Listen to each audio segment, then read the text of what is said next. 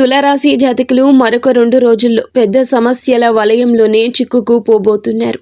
తృతీయ స్థానంలో చంద్రుని యొక్క ప్రభావం ఇందుకు కారణము. దీర్ఘకాలికమైన పెట్టుబడులతో తగినంత లాభం పొందుకుంటారు. మీ పిల్లల అవసరాలు మీరు చూడడం ముఖ్యం. ఒంటరిగా ఉండి ఏ తోడు లేకపోవడంతో మీ చిరునవ్వుకు అర్థం ఉండదు. ఒంటరితనాన్ని పక్కన పెట్టండి. నలుగురితో కలిసే ప్రయత్నం చేయండి. ఏ నిర్ణయమైనా కుటుంబ సభ్యుల సలహాతో మాత్రమే తీసుకోండి.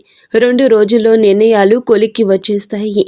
అనవసర విషయాలు చేపడితే గనక చాలా వరకు నిరాశకు గురి చేసే సమయం ఇది. భార్యాభర్తల మధ్యలో ఇరుగు పొరుగు మూడవ వ్యక్తి పాత్ర ప్రమేయం కాబోతుంది. మౌనంగా ఉండండి. మీరు బంధాన్ని కాపాడుకునే ప్రయత్నం చేయండి.